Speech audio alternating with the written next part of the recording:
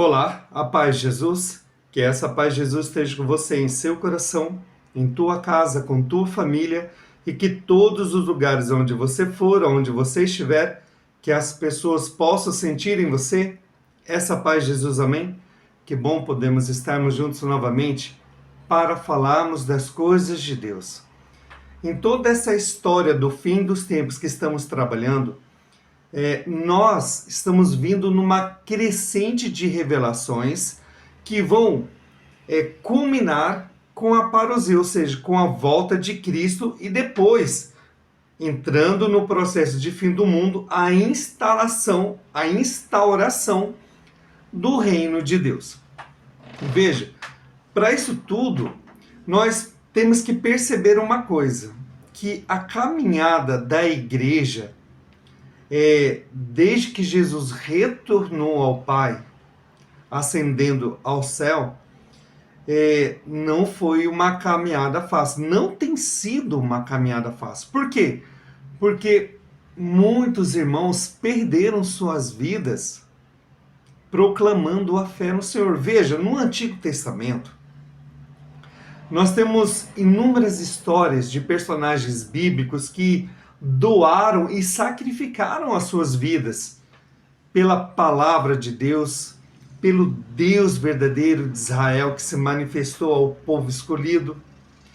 E dentre esses personagens, um que eu tenho uma grande admiração é pelo profeta Jeremias. Veja, Jeremias passou por muitas provações. Ele sentiu toda a tribulação na carne.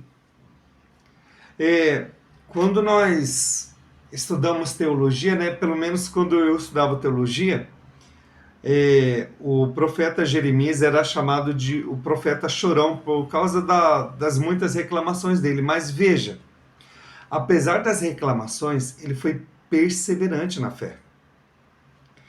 E aquela sequência de reinos que viriam no mundo, reveladas pelo profeta Daniel, começou bem na época do profeta Jeremias, que foi o Império Babilônico, que na visão de Daniel era simbolizada pela visão de um leão.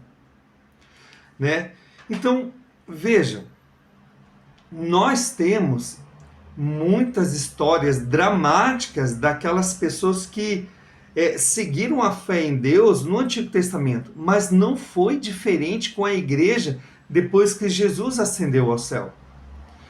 Quantas pessoas convertidas do judaísmo perderam as suas vidas pelas mãos dos judeus, a começar pelo Cristo.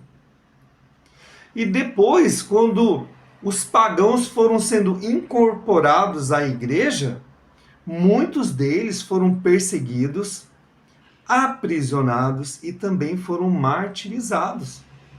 O próprio Saulo, que se tornou São Paulo, o grande evangelizador aí que nós temos do Novo Testamento, no final da sua vida ele foi sacrificado.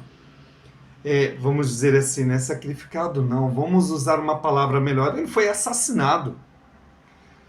Ele foi martirizado e foi decapitado.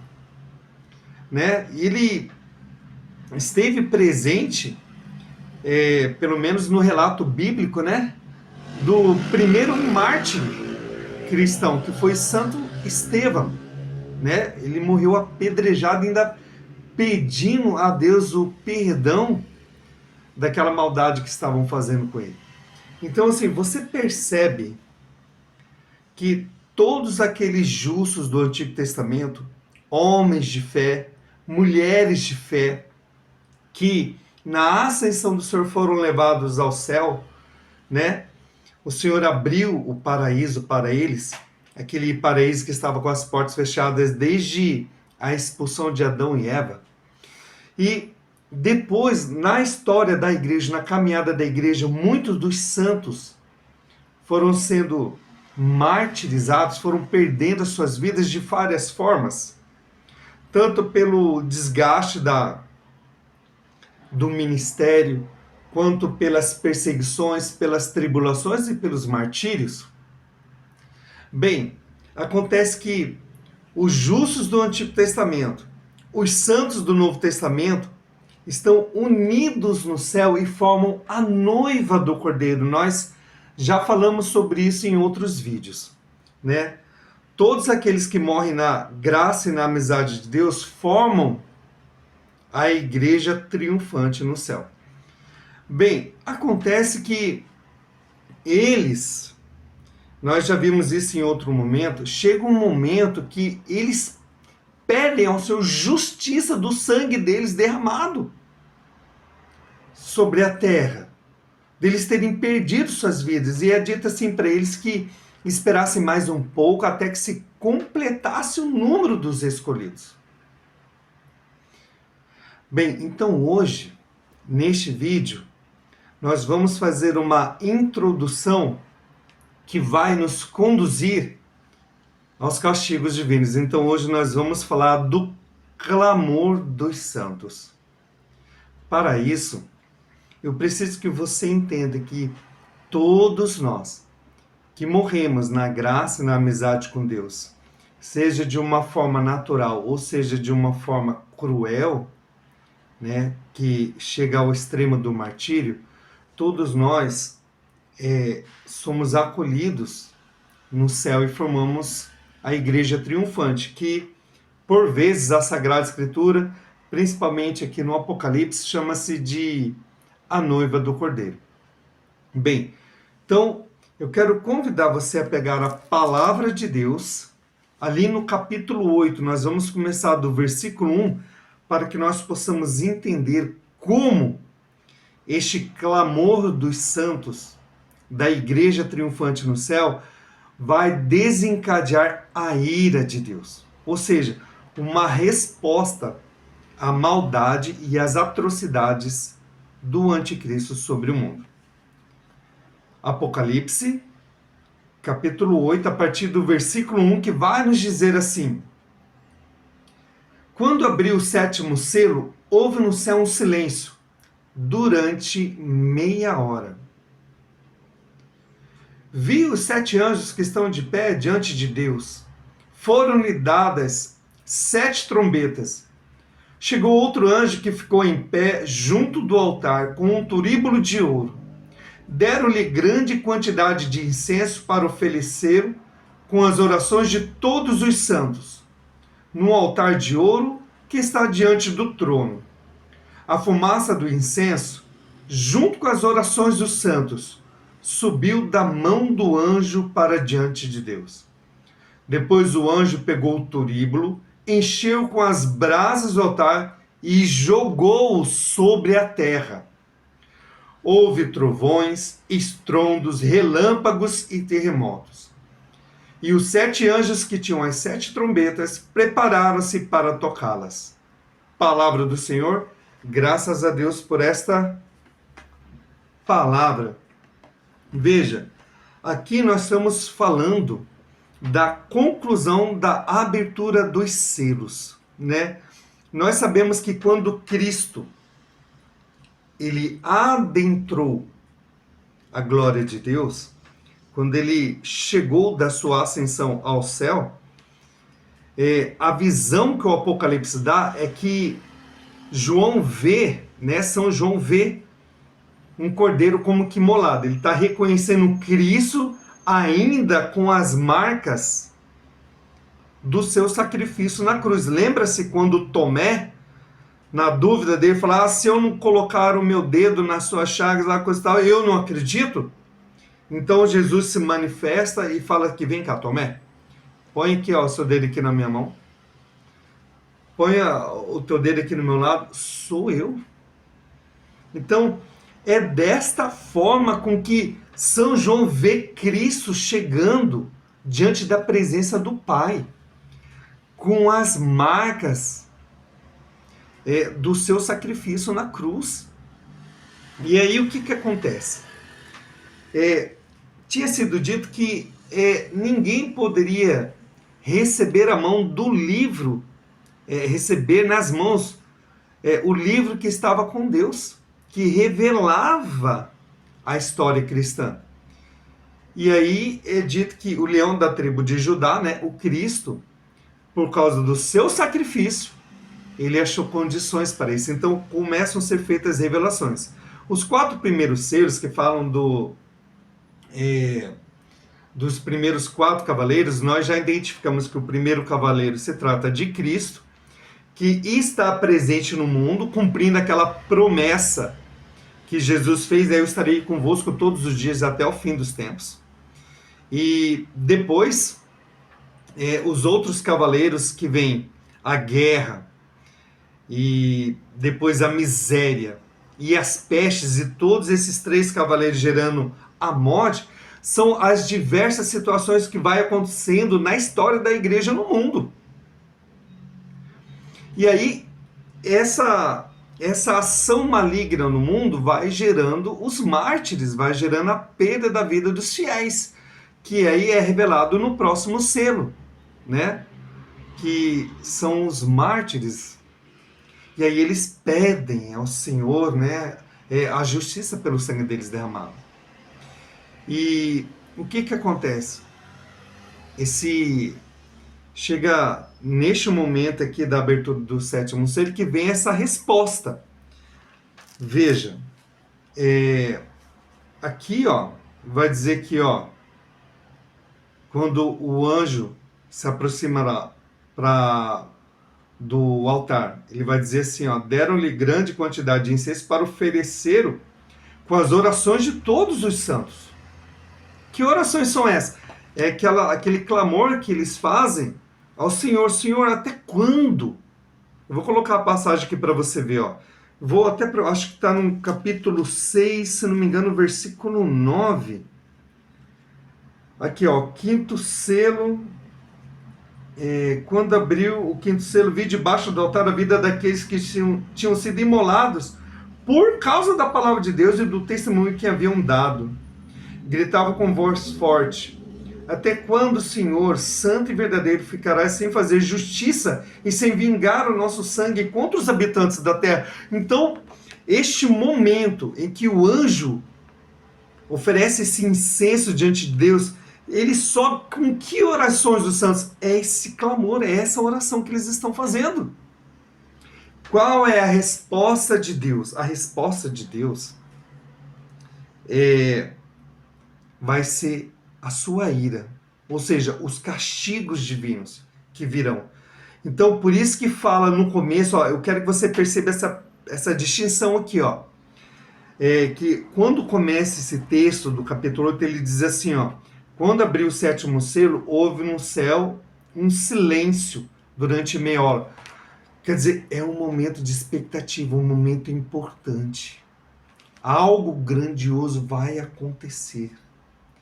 E diferente disso, no final, o que acontece no final desse texto? Diz aqui, ó: houve trovões, estrondos, relâmpagos e terremotos. E os 7 anjos que tinham as 7 trombetas prepararam-se para tocá-las. Você percebe a contraposição, o contraditório aqui? No começo com silêncio, é solene aquele momento. E depois, trovões, terremotos. No céu não há terremotos. Aonde que acontece isso? É no mundo. Então, dos sinais que Jesus revelou sobre o fim dos tempos, a gente sabe que o caos da natureza, ele vai estar presente na caminhada da igreja, na história cristã. Veja, recentemente agora, nós tivemos um conjunto de terremotos pelo mundo inteiro. Eu vou colocar até a data aqui de quando aconteceu isso, para você ver. Houve terremoto no Japão, nos Estados Unidos, na Venezuela, foi sentido tremores de terra aqui no Brasil. Veja, Japão, Brasil, nós estamos falando de uma coisa de um lado do mundo e do outro lado do mundo. Terremotos. Então, assim, lembra que no vídeo anterior a gente falou do caos que acompanha diversos momentos da história e que isso sempre nos ensina? Então, o que acontece? Nós estamos funilando na história, caminhando para o finalmente. O que significa isso? Que vai haver esse confronto, essa luta, esse embate entre as forças do bem e as forças do mal, para que chegue um momento em que vai acontecer o Harmagedon. O que é o Harmagedon? É a última grande guerra que se dará, em que vai fazer com que naquele momento aconteça o retorno da volta gloriosa de Cristo. Nós não sabemos, não temos como dizer quanto tempo vai durar essa guerra. Tem guerra que dura alguns dias, tem guerra que dura semanas, meses, tem guerra que dura anos. Nós não sabemos, isso para nós nem é o importante saber quanto tempo vai durar essa guerra, mas é saber que ela virá. E que nós precisamos estar firmes na nossa fé. Como a igreja triunfante já está clamando pela justiça, nós, a igreja militante, nós que acreditamos no Cristo, temos que estar firmes na nossa fé para superar as tribulações e as perseguições desse mundo, mesmo que isso chegue ao extremo do martírio, para quê? Para que nós, professando a nossa fé, nós apressemos a volta do Senhor. Mas, ô cabeça, como assim apressar a volta do Senhor? O Senhor não tem dia e hora certa para voltar? Sim, ele tem. Está nas mãos do Pai. E evidente, quando Cristo diz assim, né? Quanto aquele dia, aquela hora, ninguém o sabe, somente o Pai. Lembra-se o seguinte, quando Jesus dá os ensinamentos sobre o fim dos tempos, sobre o fim do mundo, ele sempre fala em parábolas. Por exemplo, quando ele conta a história das 10 virgens, por que o noivo veio tarde da noite? É porque não é um noivo que decide a hora que ele vai se encontrar com a noiva. Na cultura judaica, né, pelo menos assim é ensinado, né, quando o noivo está para sair, para se encontrar com a sua noiva, quem decide a hora que ele vai não é ele, é o pai dele. Então o rapaz, ele sai da casa dele como filho para se tornar um homem, para se tornar um esposo, para formar uma família. Olha que coisa maravilhosa. E quem decide esse momento é o pai. Então o pai está, assim como nós saímos de nossa mãe e somos desligados do cordão umbilical, o filho está sendo desligado da sua família para formar uma nova família. Olha que coisa linda. Então você percebe que essa decisão é do pai, do noivo ir ao encontro da noiva. Assim, quando Jesus fala assim, quanto aquele dia, aquela hora, somente o pai sabe, é claro que os contemporâneos de Jesus sabiam exatamente o que Jesus estava dizendo. Por quê? Porque eles tinham conhecimento dessa situação. Isso era uma coisa comum para eles. Quem vai decidir a hora de Jesus voltar é o Pai, para se encontrar com a sua noiva. A igreja triunfante. Mas o cabeça, a igreja triunfante não está lá já com Jesus no céu? Mas veja, nós fiéis, quando o Senhor voltar, seremos glorificados. Os mortos, essa igreja triunfante que está no céu, eles estão em espírito. Os seus corpos ressuscitarão e haverá novamente a união do corpo e da alma espiritual. E aí o que acontecerá? Eles se tornarão um corpo glorioso. Então os vivos serão glorificados e os mortos ressuscitados serão glorificados. E todos nós juntos seremos a noiva do Cordeiro, a igreja triunfante. Percebe então que este momento é um momento decisivo e intrínseco da história. E ele está acontecendo nesse momento porque os santos, aqueles que já estão na glória do Senhor, estão clamando pela justiça de Deus. E Deus está esperando um momento certo para isso. Então, assim, muitas pessoas dizem e ensinam o seguinte, que aqueles que morrem estão lá no pó da terra, não estão conscientes do que está acontecendo no mundo, e não estão em lugar nenhum porque estão esperando a volta de Cristo. Isso não é verdade, não é o que a palavra de Deus está revelando. Nós vimos aqui, no capítulo 6, você pode acompanhar isso na sua Bíblia, que veja, quando abri o quinto selo, vi debaixo do altar, com vida, perceba isso. Olha como São João ele é específico nas palavras dele aqui, ó. Convida os que tinham sido imolados. O que significa ser imolado? Significa que eles perderam sua vida, mas eles estão vivos.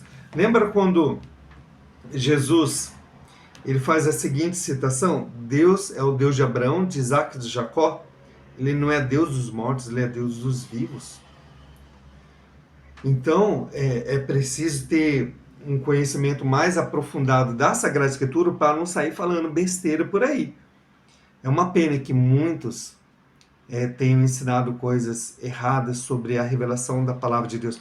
Por isso que nós temos que estar unidos à Igreja do Senhor, que nos revelou a verdade em Jesus Cristo, que nos colocou nas nossas mãos a Palavra de Deus, da qual nós temos confiança pelo sagrado magistério e pela sagrada tradição. Então, você percebe que, juntando tudo isso, nós estamos municiados contra as forças do mal?